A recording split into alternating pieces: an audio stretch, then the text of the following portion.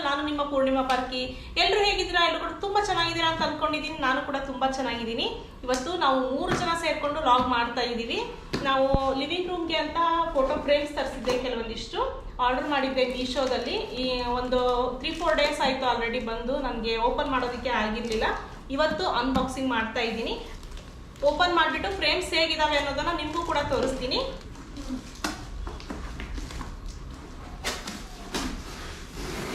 ಸಣ್ಣ ತೆಗಿರಮ್ಮ, ನಾನು ಓಪನ್ ಮಾಡ್ತೀನಿ.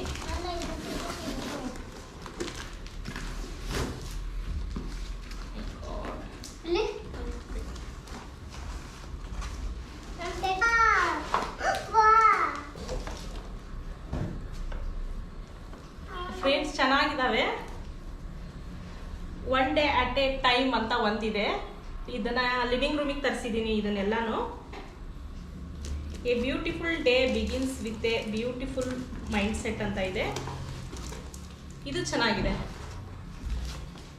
ಗುಡ್ ಥಿಂಗ್ಸ್ ಆರ್ ಕಮ್ಮಿಂಗ್ ಅಂತ ಹೇಳಿದೆ. ಇದನ್ನೆಲ್ಲ ನಾನು ಲಿವಿಂಗ್ ರೂಮ್ಗೆ ತರಿಸಿದ್ದೀನಿ. ಸ್ವಲ್ಪ ಎಂಟ್ರೆನ್ಸಲ್ಲಿ ಬಂದ ತಕ್ಷಣವೇ ಸ್ವಲ್ಪ ಈ ಥರ ಪಾಸಿಟಿವ್ ಆಗಿ ಏನಾದರೂ ಇರಲಿ ಅಂತ ಅನಿಸ್ತು. ಹಾಗಾಗಿ ಯೋಚನೆ ಮಾಡಿಬಿಟ್ಟು ಈ ಥರ ತರಿಸಿದ್ದೀನಿ. ಇವಳು ಏನು ಓಪನ್ ಮಾಡ್ತಾ ಇದ್ದಾಳೆ ಅಂದರೆ, ಇದನ್ನು ಕೂಡ ಆರ್ಡರ್ ಮಾಡಿದ್ದೆ ನಾನು. ವಾಲ್ ಹುಕ್ಸ್ನ ಆರ್ಡರ್ ಮಾಡಿದ್ದೆ. ಇವಾಗ ಮೊಳೆ ಎಲ್ಲ ಹೊಡಿಯೋಕ್ಕಾಗಲ್ಲ ಅಲ್ಲ, ಹಾಗಾಗಿ ಗೋಡೆ ಎಲ್ಲ ಡ್ಯಾಮೇಜ್ ಆಗಿಬಿಡುತ್ತೆ.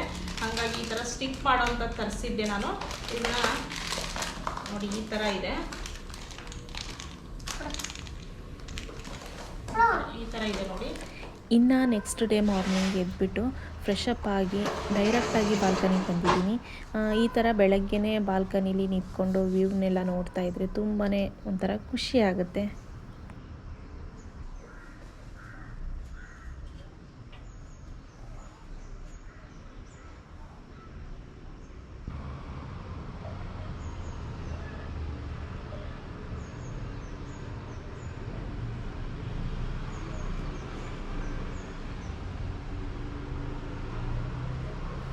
ಲೇಕ್ ಇದೆ ನೋಡಿ, ನಿಮಗೂ ಕಾಣಿಸ್ತಾ ಇರ್ಬೋದು. ಮತ್ತು ಎಷ್ಟೊಂದು ಗಿಡ ಮರಗಳಿದ್ದಾವೆ ಮತ್ತು ಮನೆಗಳಿದ್ದಾವೆ. ಇದನ್ನೆಲ್ಲ ನಿಂತ್ಕೊಂಡು ನೋಡ್ತಾ ಇದ್ದರೆ ತುಂಬ ಖುಷಿಯಾಗುತ್ತೆ. ಡೈಲಿ ಒಂದು 10 ಮಿನಿಟ್ಸ್ ಆದರೂ ಈ ಥರ ನಿಂತ್ಕೊಂಡು ಇದನ್ನೆಲ್ಲ ನಾನು ನೋಡಬೇಕು ಅಂತ ಅನಿಸುತ್ತೆ. ಬಟ್ ನನಗೆ ಡೈಲಿ ಇಷ್ಟೊಂದು ಟೈಮ್ ಸಿಗೋಲ್ಲ. ಕೆಲವೊಂದು ಸಲ ನನಗೆ ಬಾಲ್ಕನಿಗೆ ಬರೋದಕ್ಕೆ ಆಗಲ್ಲ. ಬಾಲ್ಕನಿ ಏನೋ ಇದೆ, ಅದನ್ನು ಡೆಕೋರೇಟ್ ಮಾಡಿ ಇಟ್ಕೋಬೇಕು. ನೀವು ತುಂಬ ಚೆನ್ನಾಗಿ, ಎಷ್ಟು ಚೆನ್ನಾಗಿ ಇಟ್ಕೋಬೋದು ಅಂತ ಹೇಳ್ತಾರೆ ಎಲ್ಲರೂ. ಆದರೆ ನಾನು ಕೂಡ ಚೆನ್ನಾಗಿ ಕ್ಲೀನಾಗಿ ಇಟ್ಟಿರ್ತೀನಿ. ಬಟ್ ಏನು ಮಾಡೋದು, ಧೂಳು ಬರುತ್ತೆ. ತುಂಬ ಧೂಳು ಎಷ್ಟೇ ಕ್ಲೀನ್ ಮಾಡಿದ್ರೂ ಕ್ಲೀನಾಗೇ ಇರಲ್ಲ. ಆಮೇಲೆ ಪಾರಿವಾಳಗಳು ಜಾಸ್ತಿ, ಪಾರಿವಾಳಗಳು ಬಂದುಬಿಟ್ಟು ಎಲ್ಲ ಗಲೀಜು ಮಾಡಿ ಹೋಗ್ತವೆ. ಹಾಗಾಗಿ ನಾನು ಎಷ್ಟೇ ಕ್ಲೀನ್ ಮಾಡಿದರೂ ಮತ್ತು ಕ್ಲೀನ್ ಮಾಡಿಲ್ಲ ಅನ್ನೋ ಥರನೇ ಇರುತ್ತೆ. Thank you.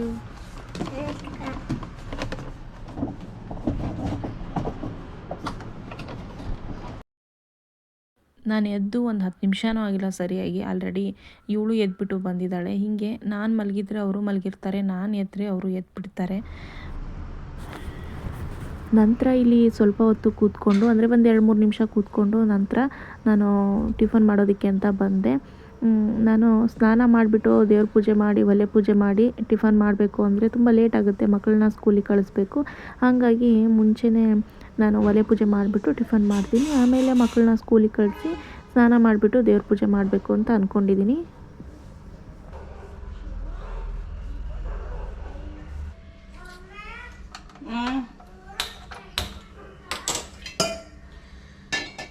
ಇಲ್ಲ ಆಗಿಲ್ಲ.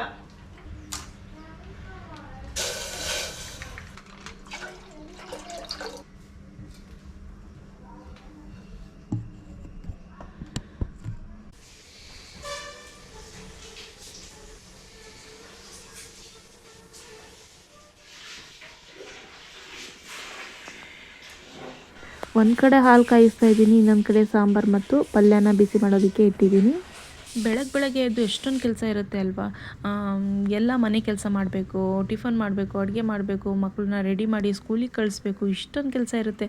ನನಗೊಂದೊಂದು ಸಲ ಅನಿಸುತ್ತೆ, ದೇವರೇ ನಮ್ಗೆ ಯಾಕೆ ಬರೀ 2 ಕೈನ ಕೊಟ್ಟಿದೆಯಾ, 2 ಕೈನ ಎಕ್ಸ್ಟ್ರಾ ಕೊಡ್ಬೋದಾಗಿತ್ತಲ್ವ, ಬೇಗ ಕೆಲಸ ಮಾಡಿಬಿಡ್ತಾ ಇದ್ವಿ ಅಂತ ಅನಿಸುತ್ತೆ ನನಗೆ. ಮಕ್ಕಳನ್ನ ಸ್ಕೂಲ್ಗೆ ಕಳಿಸಿದ್ವಿ. ಅದಾದ ನಂತರ ಸ್ನಾನ ಮಾಡ್ಕೊಂಡು ಬಂದೆ.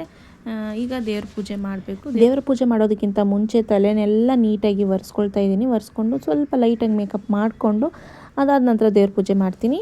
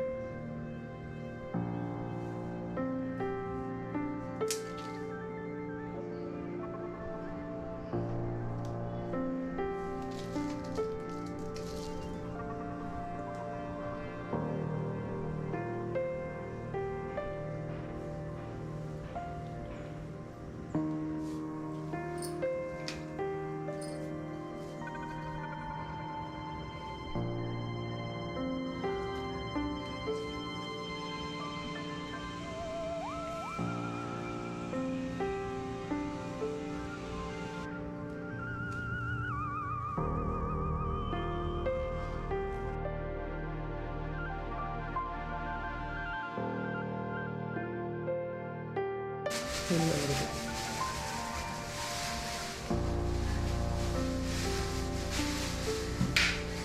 ನೆನ್ನೆನೇ ದೇವ್ರ ಪೂಜೆಗೆ ಅಂತ ಬಿಡಿ ಹೂವನ್ನ ತಂದು ಇಟ್ಟಿದ್ದೆ.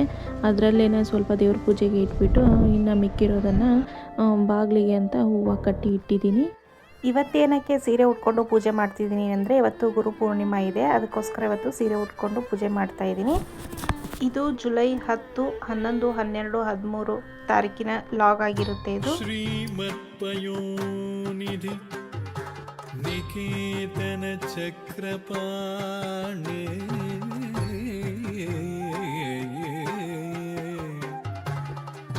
ಭೋಗೀಂದ್ರ ಭೋಗಿ ಮಣಿರಾಜಿತ ಪುಣ್ಯಮೂರ್ತೆ ಯೋಗೀಶ ಶಾಶ್ವತ ಶರಣ್ಯ ಭವಾಬ್ದಿ ಪೋತ ಲಕ್ಷ್ಮೀ ನೃಸಿಂಹ ಮಮ ದೇಹಿ ಕರಾವಲಂಬಂ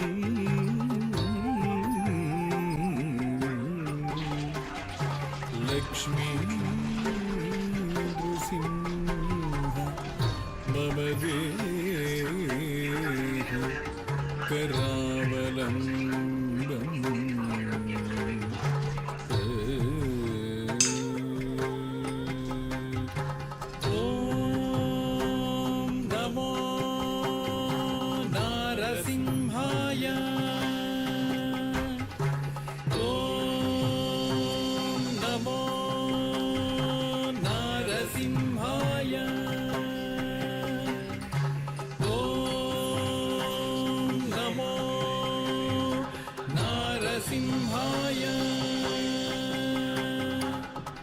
धिमि तां तां धिमि धिमि धिमि ताकिट धिमि धीं धीं धण्ड धण्ड धण्ड ताकिट धिमि तां तां धिमि धिमि धिमि ताकिट.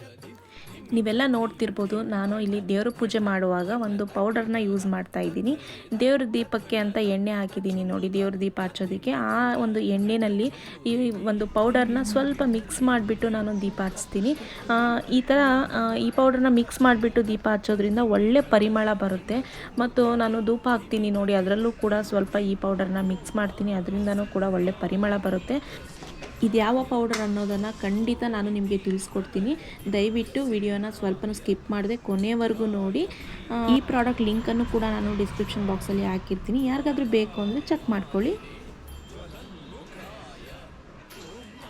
ಸಿಂಹಾಯ ಉಗ್ರ ಸಿಂಹಾಯ ಧಂಭೂಲಿ ತೀಕ್ಷ್ಣ ನಖ ದಿವ್ಯ ಸಿಂಹಾಯ ಉಗ್ರಾಯ ವೀರಾಯ ವಜ್ರದಂಭಾಯ ಜ್ವಾಲಾ ಮಾಲಿನಿ ಜ್ವಲನ್ಮುಖಾಯ ತಡಿಕು ಢಿಂ ಢಿಂ ಕುಕುತ ಢಿಂ ಢಿಂ ಕುತತ್ತ ಧೃಗಳ ತತ್ ಧಣ ಜೊಡು ಢಿಡಿ ಕುಕುತ ಢಿಂ ಢಿಂ ತಡಿಕು ಢಿಂ ಢಿಂ ಕುಕುತ ಢಿಂ ಢಿಂ ಕುತತ್ತ ಧೃಗಳ ತತ್ ಧಣ ಜೊಡು ಢಿಡಿ ಕುಕುತ ಢಿಂ ಢಿಂ ತದ್ಧಿತ್ತ ಧಿದ್ಧಿತಕ ಧಿತ್ತಾರ್ಯ ಧಿದ್ಧಿನ್ ತಕ ಧಿತ್ತ ಧಿದ್ಧಿತಕ ತಕ ತಾರ್ಯ ಧಿದ್ಧಿನ್ ತದ್ಧೀತ ಧಿದ್ಧಿತಕ ಧಿತ್ತ. ಇದೇ ನೋಡಿ ಆ ಪೌಡರ್. ಇದನ್ನು ಜವಾದು ಪೌಡರ್ ಅಂತಾರೆ. ಇದು ಎಲ್ಲ ಪೂಜಾ ಶಾಪ್ಗಳಲ್ಲಿ ಸಿಗುತ್ತೆ, ಬಟ್ ಚಿಕ್ಕ ಚಿಕ್ಕ ಡಬ್ಬಿನಲ್ಲಿ ಸಿಗುತ್ತೆ. ನನಗೆ ಸ್ವಲ್ಪ ಬಲ್ಕ್ ಕ್ವಾಂಟಿಟಿನಲ್ಲಿ ಬೇಕು ಅಂತ ನಾನು ಆನ್ಲೈನಲ್ಲಿ ಆರ್ಡರ್ ಮಾಡ್ಕೊಂಡಿದ್ದೆ. ಇದರ ಲಿಂಕನ್ನು ನಾನು ಡಿಸ್ಕ್ರಿಪ್ಷನ್ ಬಾಕ್ಸಲ್ಲಿ ಹಾಕಿರ್ತೀನಿ, ಯಾರಿಗಾದ್ರೂ ಬೇಕು ಅಂದರೆ ಚೆಕ್ ಮಾಡ್ಕೊಳ್ಳಿ, ಬೇಕು ಅಂದರೆ ಆರ್ಡರ್ ಮಾಡ್ಕೊಳ್ಳಿ. ತುಂಬ ಚೆನ್ನಾಗಿದೆ ಪ್ರಾಡಕ್ಟ್ ಮಾತ್ರ. ಇದು ಯಾವುದೇ ಒಂದು ಪ್ರಾಡಕ್ಟ್ ಪ್ರಮೋಷನ್ ವಿಡಿಯೋ ಅಂತೂ ಅಲ್ಲ. ಈ ಪ್ರಾಡಕ್ಟ್ನ ನಾನು ಯೂಸ್ ಮಾಡಿರೋದ್ರಿಂದ ನನಗೆ ತುಂಬ ಚೆನ್ನಾಗಿದೆ ಅಂತ ಅನ್ನಿಸ್ತು, ಹಾಗಾಗಿ ನಾನು ಈ ಒಂದು ವಿಡಿಯೋನ ಶೇರ್ ಮಾಡಿದ್ದೀನಿ ಅಷ್ಟೇ.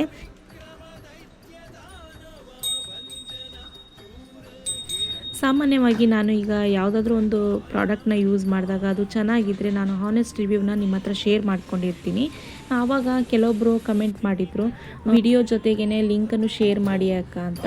ಹಾಗಾಗಿ ನಿಮಗೂ ಕೂಡ ಹೆಲ್ಪ್ ಆಗ್ಬೋದು ಅಂತ ನಾನು ಇದರ ಒಂದು ಲಿಂಕನ್ನು ಶೇರ್ ಮಾಡಿದ್ದೀನಿ. ಧಿಮ್ಮಿ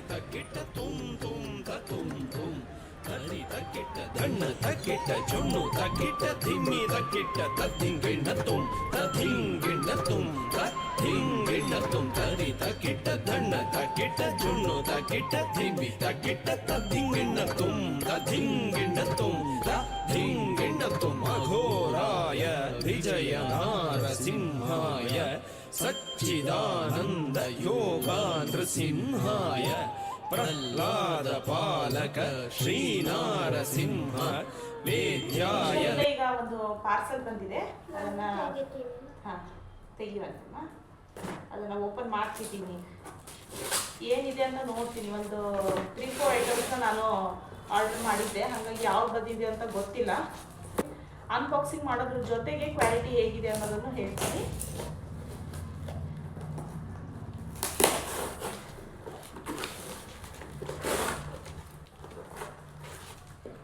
ನೋಡಿ, ಈ ತರ ಪ್ಯಾಕ್ ಮಾಡಿದ್ದಾರೆ ಒಳಗಡೆ.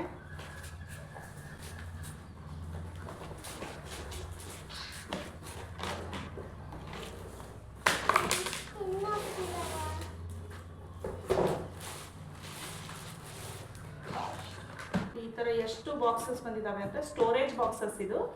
ಫ್ರಿಡ್ಜ್ಗಳಲ್ಲಿ ಏನಾದರೂ ಫ್ರೂಟ್ಸು ವೆಜಿಟೇಬಲ್ಸ್ನ ಸ್ಟೋರ್ ಮಾಡಿ ಇಡೋದಕ್ಕೆ ಅಂತ ಈ ಥರ ಬಾಕ್ಸ್ನ ತರಿಸಿದ್ದೆ ನಾನು. ಸ್ಟೋರೇಜ್ ಬಾಕ್ಸ್ಗಳು ಇವು 6 ಇದ್ದಾವೆ, 6 ಬಾಕ್ಸಸ್ ಇದ್ದಾವೆ. ತೋರಿಸ್ತೀನಿ ಒಂದು ಹೇಗಿದೆ ಅಂತ. ನೋಡಿ ಇಲ್ಲಿ, ಇದು 1 2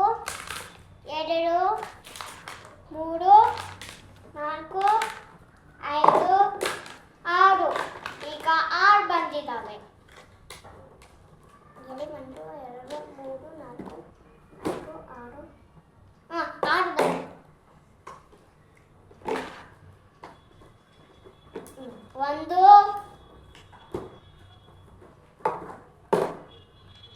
1 2 ಒಂದೊಂದೇ ಬಾಕ್ಸಸ್ನ ನೋಡ್ತಿದ್ದೀನಿ, ಚೆಕ್ ಮಾಡ್ತಿದ್ದೀನಿ. ಏನಾದರೂ ಡ್ಯಾಮೇಜ್ ಇದ್ದರೆ ಮತ್ತೆ ರಿಟರ್ನ್ ಮಾಡಬೇಕಲ್ವ, ಹಾಗಾಗಿ ಡ್ಯಾಮೇಜ್ ಏನು ಕಾಣಿಸ್ತಾ ಇಲ್ಲ.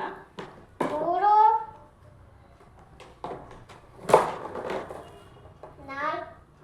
4 ಚೆನ್ನಾಗಿದ್ದಾವೆ, ಎಲ್ಲ ಬಾಕ್ಸಸ್ಸು ಚೆನ್ನಾಗಿದ್ದಾವೆ. ಈ ಥರ ಕೊಟ್ಟಿದ್ದಾರೆ ಒಂದು 6. ಅದ್ರ ಒಳಗಡೆ ಹಿಂಗೆ ಹಾಕ್ಬಿಟ್ಟು ಲಿಡ್ ಕ್ಲೋಸ್ ಮಾಡಿಬಿಟ್ರೆ ಆಯಿತು. ಕೊಡಮ್ಮ ಇಲ್ಲಿ ಲಿಡ್ ನೋಡ್ತೀನಿ.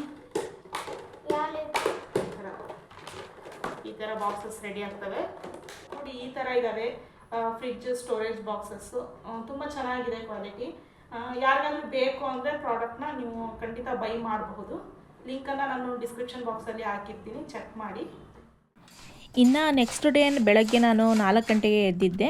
4 ಗಂಟೆಗೆ ಎದ್ದು ಬಾಗಿಲು ತೊಳೆದು ಕಸ ಗುಡಿಸಿ ಈಗ ಅಡುಗೆ ಸ್ಟಾರ್ಟ್ ಮಾಡಿದ್ದೀನಿ. 4:22 ಆಗಿದೆ ನೋಡಿ ಕರೆಕ್ಟಾಗಿ ಈಗ ಟೈಮು. ನಾನೀಗ ಕಡುಬು ಮಾಡ್ತಾಯಿದ್ದೀನಿ. ಅಕ್ಕಿ ರವೆ ಇದ್ದಿದ್ರೆ ಅದರಲ್ಲೇ ಮಾಡ್ತಾಯಿದ್ದೆ, ಆದರೆ ರವೆ ಇಲ್ಲ, ಖಾಲಿಯಾಗಿದೆ. ಅದಕ್ಕಾಗಿ ಅಕ್ಕಿನ ಹುರಿದ್ಬಿಟ್ಟು ಅದನ್ನು ರವೆ ಮಾಡಿಕೊಂಡು ಅಂದರೆ ಮಿಕ್ಸಿಲೇ ಮಾಡ್ಕೊಳ್ತೀನಿ. ಮಾಡ್ಕೊಂಡ್ಬಿಟ್ಟು ನಂತರ ಕಡುಬನ್ನ ಮಾಡಬೇಕು. ಏನಕ್ಕೆ ಇವತ್ತು ಇಷ್ಟು ಬೇಗ ಎದ್ದಿದ್ದೀನಿ ಅಂದರೆ, ನಾವು ಊರಿಗೆ ಹೋಗ್ತಾಯಿದ್ದೀವಿ. 3 ಜನ ಹೋಗ್ತಾಯಿದ್ದೀವಿ, ನಾನು ಮಕ್ಕಳು ಅಷ್ಟೇ ಹೋಗ್ತಾಯಿದ್ದೀವಿ. 6 ಗಂಟೆಗೆ ಟ್ರೈನ್ ಇದೆ, ಹಾಗಾಗಿ ಬೇಗ ರೆಡಿ ಆಗಬೇಕು. ನಾನು ಮಕ್ಕಳನ್ನು ಕೂಡ ರೆಡಿ ಮಾಡಬೇಕು. ಅಲ್ಲಿ ಟ್ರೈನಲ್ಲಿ ಏನಾದರೂ ತಿನ್ನೋದಕ್ಕೆ ಬೇಕಲ್ವಾ, ಟಿಫನ್ ತಿನ್ನೋದಕ್ಕೆ ಬೇಕು. ಅಲ್ಲಿ ಫುಡ್ನ ಅಷ್ಟೊಂದು ತಿನ್ನೋದಕ್ಕೆ ಇಷ್ಟ ಆಗಲ್ಲ, ಹಾಗಾಗಿ ಎಮರ್ಜೆನ್ಸಿ ಇದ್ದರೆ ತೊಗೊಳ್ತೀವಿ, ಅದರಲ್ಲೇನೂ ಇಲ್ಲ. ಆದರೆ ಅಲ್ಲಿ ಫುಡ್ ತಿನ್ನೋದಕ್ಕಿಂತ ಮನೆಯಲ್ಲಿ ಏನಾದರೂ ಮಾಡ್ಕೊಂಡು ಹೋದರೆ ಒಳ್ಳೆಯದು ಅಂತ ನಾನು ಮಾಡ್ತಾಯಿದ್ದೀನಿ. ಹಾಗೆ ನನ್ನ ಹಸ್ಬೆಂಡ್ಗೂ ಸ್ವಲ್ಪ ಇಟ್ಟೋದ್ರೆ ಅವರು ಇವತ್ತು ಮಧ್ಯಾಹ್ನ ಮತ್ತು ನೈಟ್ಗೆ ಅದನ್ನೇ ತಿನ್ಕೊಳ್ತಾರೆ ಅಂತ ನಾನು ಕಡುಬನ್ನ ಮಾಡ್ತಾಯಿದ್ದೀನಿ. ನೆನ್ನೆ ನೈಟ್ ರೈಸ್ ಮಿಕ್ಕಿತ್ತು, ಅದನ್ನು ಇದಕ್ಕೆ ಸೇರಿಸಿದ್ದೀನಿ. ಈ ಕಡುಬೆಲ್ಲ ಮಾಡೋದಕ್ಕೆ ಸ್ವಲ್ಪ ಟೈಮ್ ಜಾಸ್ತಿನೇ ಬೇಕು, ಆದರೆ ನನಗೀಗ ಟೈಮ್ ಇಲ್ಲ. 5 ಗಂಟೆಗೆ ಮನೆಯಿಂದ ಹೊರಡಬೇಕು ನಾವು. ನೋಡೋಣ ಎಷ್ಟು ಹೆಂಗಾಗುತ್ತೆ, ಯಾವ ಥರ ಶೇಪ್ ಬರುತ್ತೆ ಆ ಥರ ಮಾಡ್ತಾಯಿದ್ದೀನಿ. ಕರೆಕ್ಟಾಗಿ ನೀಟಾಗೆ ಬರಬೇಕು ಅಂದರೆ ಇದನ್ನು ಚೆನ್ನಾಗಿ ನಾದ್ಕೋಬೇಕಾಗುತ್ತೆ. ಈಗ ನಾದಕ್ಕೆ ತುಂಬ ಬಿಸಿ ಇದೆ ಇದು, ಹಾಗಾಗಿ ಕೈಯೆಲ್ಲ ಸುಡ್ತಾ ಇತ್ತು. ನಾನು ನಾದಬೇಕು ಅಂದ್ರೂ ತುಂಬ ಬಿಸಿ ಇರೋದ್ರಿಂದ ನನಗೆ ಕೈಯಿಂದ ನಾದೋದಕ್ಕಾಗಲಿಲ್ಲ. ಹಾಗಾಗಿ ಸೌಟು ಮತ್ತು ಲೋಟದಿಂದ ಹಿಟ್ಟನ್ನು ನಾದ್ಕೊಂಡಿದ್ದೀನಿ. ನಾನು ಯಾವಾಗಲೂ ಕಡುಬು ಮಾಡಬೇಕು ಅಂದರೆ ಪೊಳ್ಗಡುಬು ಅಂತ ಮಾಡ್ತಾಯಿದ್ದೆ. ಅಂದರೆ ಹಿಟ್ಟನ್ನು ಒಂದು ಸ್ವಲ್ಪ ತೊಗೊಂಡು ರೌಂಡ್ ಮಾಡಿಬಿಟ್ಟು ಅದರಲ್ಲಿ ಮಧ್ಯದಲ್ಲಿ ಪೊಳ್ಳು ಮಾಡ್ತಾಯಿದ್ದೆ. ಅದನ್ನೇ ಪೊಳ್ಗಡುಬು ಅಂತೇಳಿ ಕರೀತಾರೆ. ಆದರೆ ನನಗೀಗ ಅಷ್ಟು ಮಾಡೋದಕ್ಕೆ ಟೈಮ್ ಇಲ್ಲ, ಬೇಗ ಹೋಗಬೇಕು. ಇನ್ನು ಮಕ್ಕಳನ್ನು ರೆಡಿ ಮಾಡಿಸ್ಕೊಂಡು ಕರ್ಕೊಂಡು ಹೋಗ್ಬೇಕಲ್ವ, ಹಾಗಾಗಿ ಟೈಮ್ ಇಲ್ಲ, ಬಿಸಿ ಇತ್ತು. ಹಾಗಾಗಿ ಯಾವ ಶೇಪಲ್ಲಿ ಬರುತ್ತೆ ಆ ಶೇಪಲ್ಲಿ ಮಾಡಿ ಇಟ್ಟಿದ್ದೀನಿ ನಾನು. ನೋಡಿ ಈಗ ತೋರಿಸ್ತಿದ್ದೀನಲ್ವ, ಇದೇ ಥರ ಮಾಡ್ತಾಯಿದ್ದೆ ನಾನು ಪೊಳ್ಗಡುಬು ಬಂದರೆ. ನೋಡಿ ಈ ಥರ ಮಾಡಿದಾಗ ಮಧ್ಯದಲ್ಲಿ ಪೊಳ್ಳಿರುತ್ತೆ, ಹಾಗೆ ಅದಕ್ಕೆ ಪೊಳ್ಗಡುಬು ಅಂತ ಕರಿತಾ ಇದ್ವಿ ನಾವು. ಇನ್ನು ನೆಕ್ಸ್ಟ್ ಎಲ್ಲ ರೌಂಡ್ ಶೇಪಲ್ಲೇ ಮಾಡೋದಕ್ಕಾಗಲ್ಲ ಅಂತ ನಾನು ಇಡ್ಲಿ ಶೇಪ್ ಇರುತ್ತಲ್ಲ ಆ ಥರ ಮಾಡಿದ್ದೀನಿ ನೋಡಿ.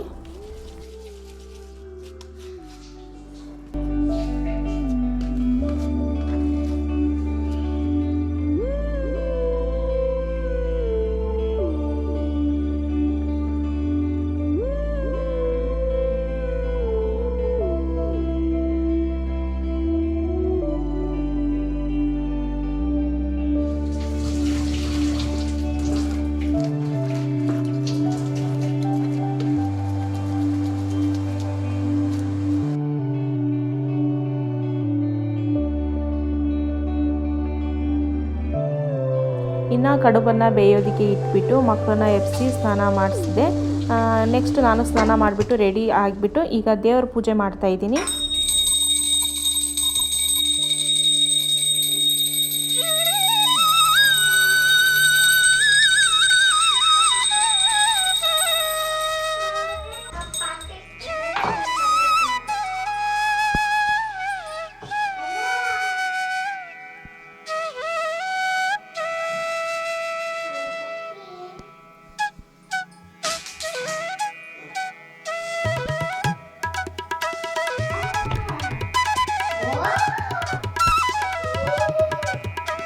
ಇನ್ನು ರೆಡಿ ಆಗಿಬಿಟ್ಟು ಲಿಫ್ಟ್ ಹತ್ರ ಬಂದಿದ್ದೀವಿ. ಅಂದರೆ ನಾನು ನೋಡಿ ಹೂವನ್ನು ಕಟ್ಟಿಟ್ಟಿದ್ದೆ, ಹೂವು ಕಟ್ಟಿಟ್ಟು ಹಂಗೆ ಮರ್ತು ಬಂದುಬಿಟ್ಟಿದ್ದೀನಿ. ಇನ್ನು ಮತ್ತೆ ಮನೆಗೆ ಬಂದೆ ಮುಟ್ಕೊಳ್ಳೋದಕ್ಕೆ ಅಂತ.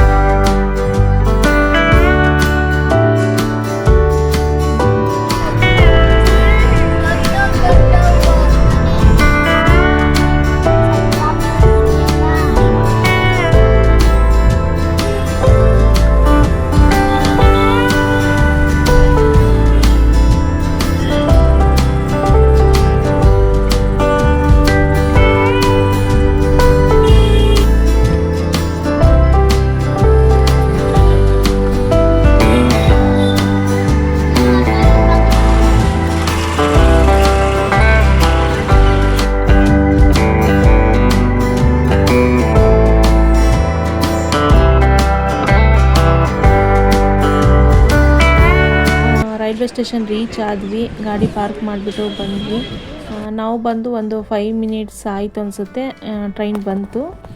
ಕರೆಕ್ಟ್ ಟೈಮಿಗೆ ಬಂದ್ವಿ ಅಂತ ಅಂದ್ಕೊಂಡೆ. ಬಟ್ ಹೀಗೆ ಅರ್ಜೆಂಟಲ್ಲಿ ಬರೋದಕ್ಕಿಂತ ಸ್ವಲ್ಪ ಸಮಾಧಾನವಾಗಿ ಬಂದು ಒಂದು 10 ಮಿನಿಟ್ಸ್ ಕಾಯ್ದರೂ ಪರವಾಗಿಲ್ಲ, ಬಂದು ಸಮಾಧಾನವಾಗಿ ಕೂತ್ಕೋಬೇಕು. ಆದರೆ ಈ ಸಲ ಸ್ವಲ್ಪ ಅರ್ಜೆಂಟ್ ಆಯಿತು.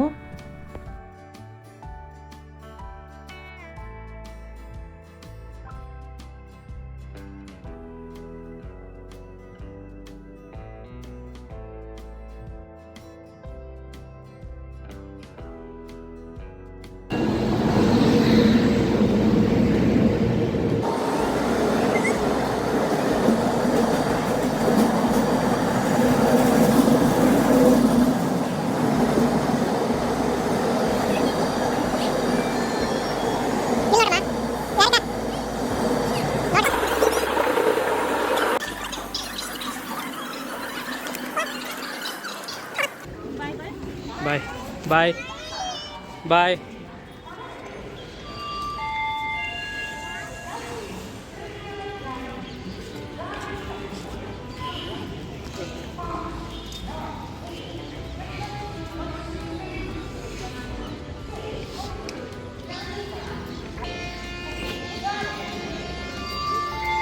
Bye.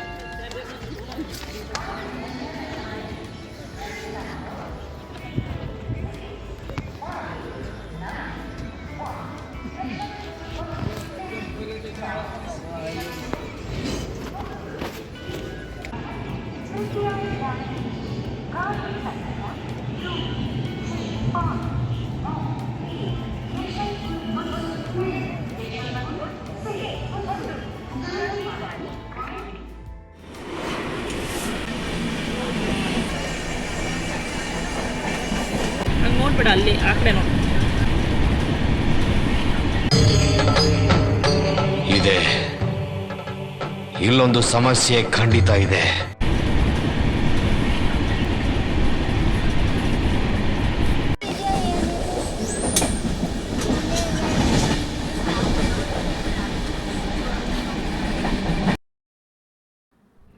ಟ್ರೈನ್ ಹತ್ತಿ ಸ್ವಲ್ಪ ಹೊತ್ತಾದ ನಂತರ ಹೊಟ್ಟೆ ಹಶು ಅಂತ ಹೇಳಿದರು. ಹಾಗಾಗಿ ಮನೆಯಿಂದ ತೊಗೊಂಡು ಬಂದಿದ್ನಲ್ವ, ಅದನ್ನು ಈಗ ತಿನ್ನೋದಕ್ಕೆ ಕೊಡ್ತಾಯಿದ್ದೀನಿ.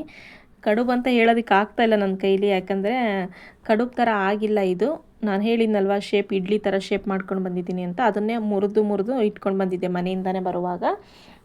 ಈಗ ಅದನ್ನು ತಿನ್ನಿಸ್ದೆ. ಅದನ್ನು ತಿಂದಾದ ನಂತರ ಚಟ್ನಿನೂ ಮಾಡ್ಕೊಂಡು ಬಂದಿದ್ದೆ ಮನೇಲೆ, ಅದನ್ನು ತಿಂದರು. ನಾನೇ ತಿನ್ನಿಸ್ದೆ. ಅದಾದ ನಂತರ ಸ್ವಲ್ಪ ಹೊತ್ತಾದ ನಂತರ ಮನೆಯಿಂದ ಡಾರ್ಕ್ ಫ್ಯಾಂಟಸಿ ಅನ್ನೋ ಚಾಕ್ಲೇಟ್ ಇಟ್ಕೊಂಡು ಬಂದಿದ್ದರು. ಇದು ಚಾಕ್ಲೇಟೋ ಬಿಸ್ಕೆಟೋ ಗೊತ್ತಿಲ್ಲ, ಒಟ್ಟಿನಲ್ಲಿ ಇಟ್ಕೊಂಡು ಬಂದಿದ್ದರು. ಅದನ್ನು ತಿಂತಿದ್ದಾರೆ ಈಗ. ಫ್ಯಾಂಟಸಿ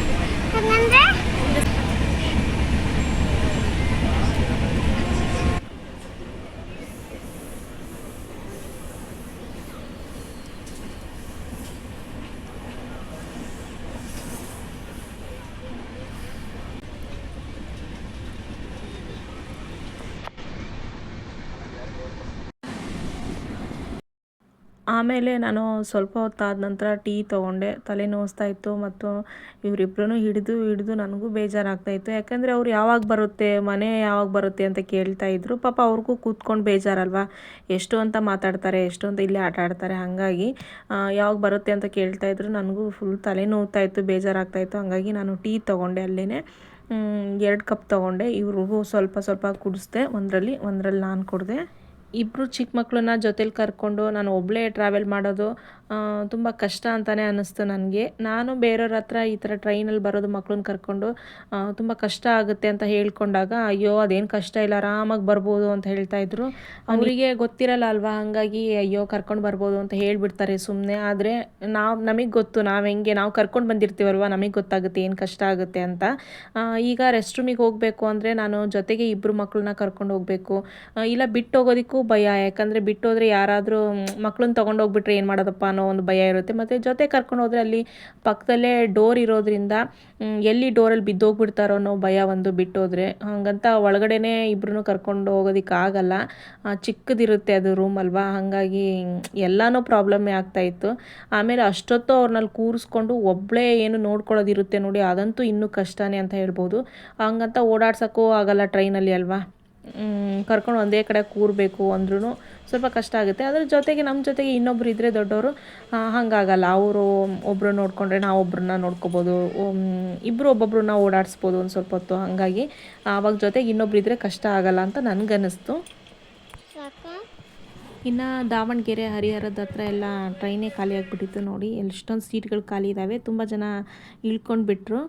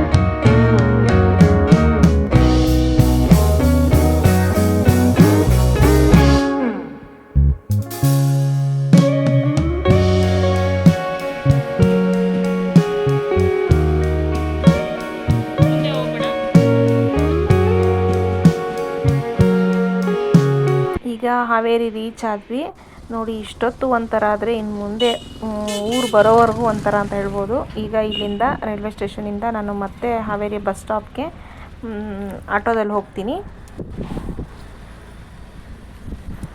ಹಾವೇರಿ ಬಸ್ ಸ್ಟಾಪಿಗೆ ಬಂದುಬಿಟ್ಟು ಹಾನಗಲ್ ಬಸ್ ಹತ್ತಿದೆ. ಈಗ ಹಾನಗಲ್ಲಿಗೆ ಹೋಗಬೇಕು.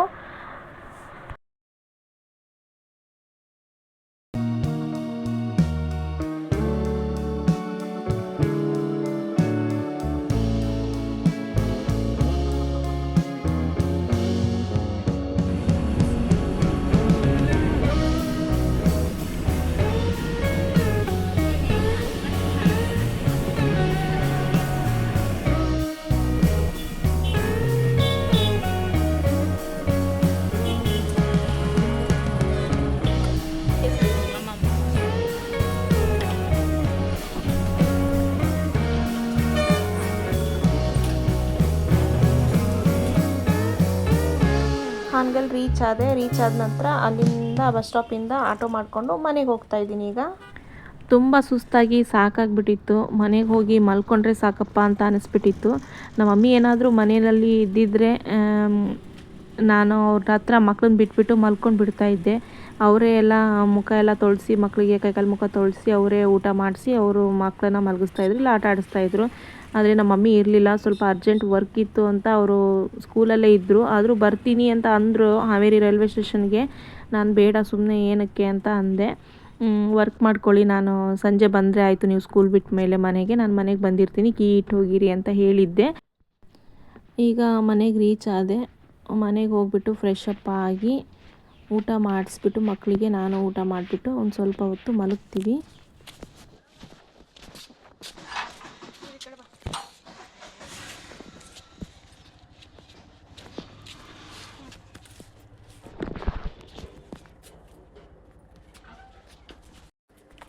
ಇನ್ನು ಸಂಜೆ ಎದ್ದು ಕಸ ಗುಡಿಸಿ ದೇವರಿಗೆ ದೀಪ ಹಚ್ತಾ ಇದ್ದೀನಿ. ನಮ್ಮ ಮಮ್ಮಿ ಇನ್ನೂ ಸ್ಕೂಲಿಂದ ಬಂದಿರಲಿಲ್ಲ, ಇನ್ನೊಂದು ಅರ್ಧ ಗಂಟೆಯಲ್ಲಿ ಬರ್ತೀನಿ ಅಂತ ಹೇಳಿದರು. ಅಷ್ಟರಲ್ಲಿ ನಾನು ಕಸ ಗುಡಿಸಿ ದೀಪ ಹಚ್ಚಿ ಟೀ ಮಾಡ್ಕೊಂಡು ಕುಡಿದ್ರಾಯ್ತು ಅಂತ ದೀಪ ಹಚ್ತಾ ಇದ್ದೀನಿ. ನಮ್ಮ ಮಮ್ಮಿ ಸ್ಕೂಲಿಂದ ಬಂದರು. ಅವರು ಬಂದಾದ ನಂತರ ನನಗೆ ಯಾವತ್ತೂ ವಿಡಿಯೋ ಕಂಟಿನ್ಯೂ ಮಾಡೋದಕ್ಕಾಗಲಿಲ್ಲ. ಹಾಗಾಗಿ ಇನ್ನು ನೆಕ್ಸ್ಟ್ ಡೇ ನಾನು ವಿಡಿಯೋ ಕಂಟಿನ್ಯೂ ಮಾಡ್ತಾಯಿದ್ದೀನಿ. ನನಗೆ ಇಲ್ಲಿ ಬೇಜಾರಾಗ್ತಾಯಿತ್ತು. ಇವತ್ತು ಒಂದೇ ದಿನ ನಾನು ಇಲ್ಲಿರೋದು, ಅಂದ್ರೂ ಕೂಡ ಬೇಜಾರಾಗ್ತಾಯಿತ್ತು. ಮಕ್ಕಳನ್ನ ನಮ್ಮ ಮಮ್ಮಿ ಆಟ ಆಡಿಸ್ತಾಯಿದ್ರು. ಇನ್ನು ನಾನು ಎಲ್ಲಾದರೂ ಹೋಗಿ ಆಚೆ ಓಡಾಡ್ಕೊಂಡು ಬರೋಣ ಅನ್ನೋದಕ್ಕೆ ನನ್ನ ಜೊತೆ ಯಾರೂ ಇರಲಿಲ್ಲ. ಹಾಗಾಗಿ ನನಗೆ ಬೇಜಾರಾಗ್ತಾಯಿತ್ತು. ಸುಮ್ಮನೆ ಖಾಲಿ ಕೂತ್ಕೊಂಡು ಏನು ಮಾಡೋದು ಅಂತ ಶೋಕೇಶ್ ಸ್ವಲ್ಪ ಮೆಸ್ಸಿಯಾಗಿತ್ತು, ಅದನ್ನು ಕ್ಲೀನಾಗಿ ಒರೆಸ್ಬಿಟ್ಟು ಜೋಡಿಸಿಟ್ಟಿದ್ದೀನಿ. ನಮ್ಮ ಮಮ್ಮಿ ಕೇಳ್ತಿದ್ರು, ಏನಕ್ಕೆ ಇದನ್ನೆಲ್ಲ ವೀಡಿಯೋ ಮಾಡ್ಕೊಳ್ತಾ ಇದ್ದೀಯಾ, ಇದನ್ನೆಲ್ಲ ತೋರಿಸ್ಬೇಕಾ ಅಂತ ಕೇಳ್ತಿದ್ರು. ನಾನು ಏನಕ್ಕೆ ಈ ಒಂದು ವಿಡಿಯೋ ಮಾಡ್ಕೊಳ್ತಾ ಇದ್ದೀನಿ ಅಂದರೆ, ನಾನು ಊರಲ್ಲಿ ಏನು ಮಾಡಿದೆ, ಹೇಗೆ ಟೈಮ್ ಪಾಸ್ ಮಾಡಿದೆ ಅನ್ನೋದನ್ನು ತೋರಿಸ್ಬೇಕು. ಹಾಗಾಗಿ ನಾನು ವಿಡಿಯೋ ಮಾಡ್ಕೊಳ್ತಾ ಇದ್ದೆ. ಅದನ್ನು ಬಿಟ್ಬಿಟ್ಟು ನಾನು ಎಷ್ಟು ಕೆಲಸ ಮಾಡಿದೆ, ಇಷ್ಟು ಕೆಲಸ ಮಾಡಿದೆ, ಅಷ್ಟು ಕೆಲಸ ಮಾಡಿದೆ ಅಂತ ಹೇಳಿ ತೋರಿಸ್ಕೊಳ್ಳೋ ಅಂಥ ಉದ್ದೇಶ ಅಂತೂ ನಂದಲ್ಲ. ನೆಕ್ಸ್ಟ್ ಡೇನೇ ರಿಟರ್ನ್ ಬರ್ತಿದ್ದೀವಿ. ನೈಟ್ ಬಸ್ ಬುಕ್ ಮಾಡ್ಕೊಂಡಿದ್ದೆ, ಆ ಬಸ್ಸಲ್ಲೇ ಬರ್ತಿದ್ದೀವಿ. ಜಾಸ್ತಿ ಬ್ಯಾಗ್ ಮಾಡ್ಕೋಬೇಡ, ನಾನು ಬರುವಾಗ ತೊಗೊಂಡು ಬರ್ತೀನಿ ಅಂತ ನಮ್ಮ ಮಮ್ಮಿ ಹೇಳಿದರು. ಆದ್ರೂ ಕೂಡ ಇರಲಿ, ಮತ್ತೆ ಅವ್ರು ಏನಾದರೂ ಬೇರೆ ತೊಗೊಂಡು ಬರೋದಿರುತ್ತೆ ಅಂತ ನಾನೇ ಒಂದು ಸ್ವಲ್ಪ ಬ್ಯಾಗ್ಗಳನ್ನು ಎಕ್ಸ್ಟ್ರಾ 2 ಬ್ಯಾಗ್ನ ಮಾಡಿಕೊಂಡೆ. ಬೆಳಗ್ಗೆ ಇಳ್ಕೊಂಡು ಬರೋದು ಸ್ವಲ್ಪ ಕಷ್ಟ ಆಯಿತು ಬಸ್ಸಿಂದ, ಯಾಕಂದರೆ ಅಲ್ಲಿ ಸಿಗ್ನಲಲ್ಲೇ ನಿಲ್ಲಿಸ್ಬಿಟ್ರು. ಅಲ್ಲೇ ನಾನು ಇಳ್ಕೊಂಡೆ. ಇಬ್ಬರು ಮಕ್ಕಳು ಪಾಪ ನೋಡಿ ನಿದ್ದೆಗಣ್ಣಲ್ಲೇ ಇದ್ದಾರೆ. ಇನ್ನು ಅವ್ರನ್ನ ಹುಷಾರಾಗಿ ಇಳಿಸ್ಕೊಂಡು ಬ್ಯಾಗ್ನು ತೊಗೊಂಡು ಅಲ್ಲೇ ಸಿಗ್ನಲಲ್ಲೇ ನಾನು ನಿಂತ್ಕೊಂಡಿದ್ದೆ. ನನ್ನ ಹಸ್ಬೆಂಡ್ ಬಂದು ನಮ್ಮನ್ನು ಮನೆಗೆ ಕರ್ಕೊಂಡು ಬಂದರು. ಓಕೆ, ಲಾಗ್ ಎಂಡ್ ಮಾಡೋ ಟೈಮ್ ಬಂದೇ ಬಿಡ್ತು. ಈ ಒಂದು ಲಾಗ್ ನಿಮಗೆಲ್ಲ ಖಂಡಿತ ಇಷ್ಟ ಆಗಿರುತ್ತೆ ಅಂತ ಅಂದ್ಕೊಂಡಿದ್ದೀನಿ. ಇಷ್ಟ ಆಗಿದ್ರೆ ದಯವಿಟ್ಟು ವಿಡಿಯೋಗೆ ಲೈಕ್ ಕೊಡಿ, ಹಾಗೆ ಕಮೆಂಟ್ ಮಾಡಿ, ಹಾಗೆ ನಿಮ್ಮ ಫ್ರೆಂಡ್ಸ್ ಮತ್ತು ರಿಲೇಟಿವ್ಸ್ಗೆ ಆದಷ್ಟು ವಿಡಿಯೋನ ಶೇರ್ ಮಾಡಿ. ಹಾಗೆ ಇದುವರೆಗೂ ಯಾರಾದರೂ ನನ್ನ ಚಾನಲ್ನ ಸಬ್ಸ್ಕ್ರೈಬ್ ಮಾಡ್ಕೊಂಡಿಲ್ಲ ಅಂದರೆ ಅವರೆಲ್ಲ ದಯವಿಟ್ಟು ಚಾನಲ್ನ ಸಬ್ಸ್ಕ್ರೈಬ್ ಮಾಡ್ಕೊಳ್ಳೋದ್ರ ಮೂಲಕ ನನಗೆ ಸಪೋರ್ಟ್ ಮಾಡಿ ಅಂತ ಹೇಳ್ತಾ ನಾನು ನಿಮಗೆ ನೆಕ್ಸ್ಟ್ ವಿಡಿಯೋದಲ್ಲಿ ಸಿಗ್ತೀನಿ. ಅಲ್ಲಿವರೆಗೂ ಬಾಯ್ ಬಾಯ್.